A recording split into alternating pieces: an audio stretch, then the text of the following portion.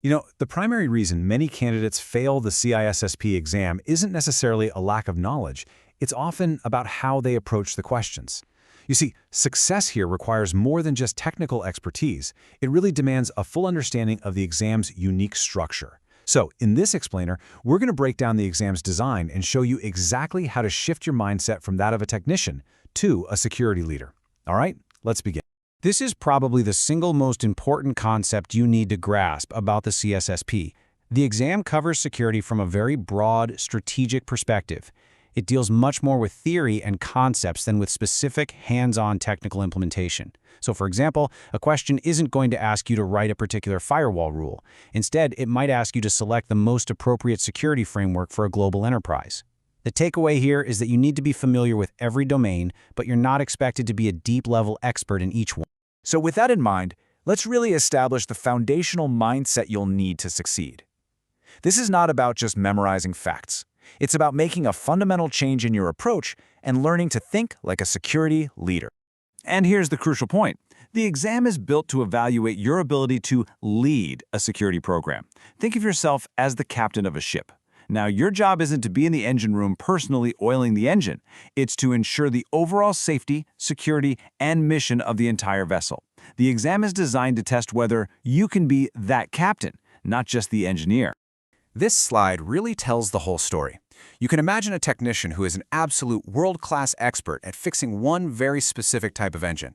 They know every command, every procedure, inside and out. But a manager, the captain, has to think bigger. They're the one asking, is this the most cost-effective engine for our journey? Does it align with our organization's goals? And what's the overall risk if it fails? That's the mental shift you have to make. The exam uses what's called a computer-based adaptive testing format, or CAT. This means the difficulty of the questions actually adapts based on your previous answers. And this really reinforces the need for that managerial mindset, because every single answer you submit is final. You can't go back. You can't change your mind.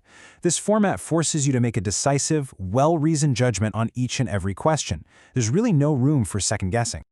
Okay, so how does this leadership philosophy translate into the actual questions you're going to face? Let's break down the different types of questions you'll encounter and look at exactly how they're designed to test your strategic thinking. You're going to face three primary categories of questions.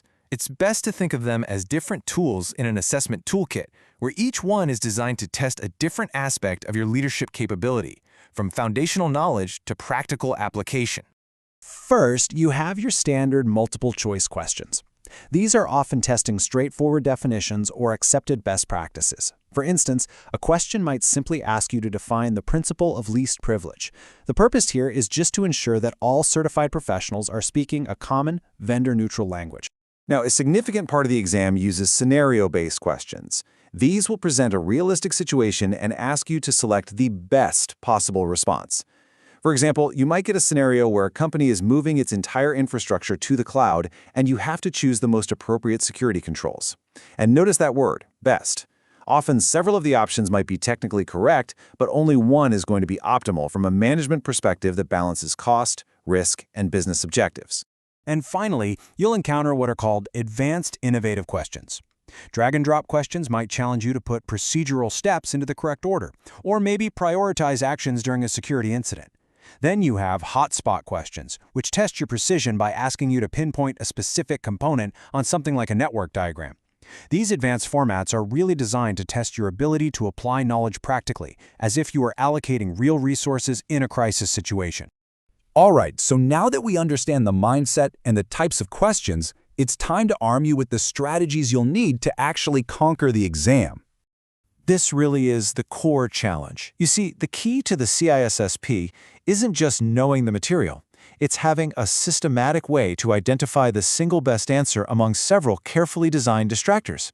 It's a strategic exercise, and you absolutely need a plan to win. First, you have to become a sort of linguistic detective. Be very wary of double negatives that can completely flip a question's meaning. You also need to watch out for universal terms like always or never, because absolutes are pretty rare in the world of security. And finally, you have to analyze the relationship between the options themselves. Are some of them just subsets of a broader, more complete answer? So here is your three-step plan of attack. First, immediately eliminate the answers you know for a fact are wrong. Second, if you find that multiple answers seem plausible, look for the superset. That's the most general or all-encompassing option. For instance, if one answer is install firewalls and another is implement a defense-in-depth strategy, the second one is the superset. And third, if you are truly stuck, your goal is to identify and select the least incorrect choice available. And here is a simple but incredibly powerful final check. After you've analyzed the answers, just go back and reread the question one last time. Under the pressure of the clock, it is dangerously easy to misinterpret what's actually being asked. Think of this final step as your last line of defense against a simple but costly mistake. Okay, let's bring it all together. This is your final mission briefing, your strategic roadmap to success on exam day.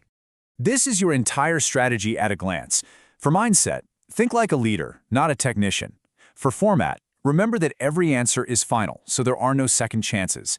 And for strategy, systematically eliminate your options and then execute your choice. That's it. Mindset, format, and strategy. Ultimately, success on the CISSP is much more than just a certification. It's really the first major step in affirming your position and your mindset as a true leader in cybersecurity. It proves not just what you know, but how you can apply that knowledge to protect an entire organization. So the question is, are you ready to take on that challenge?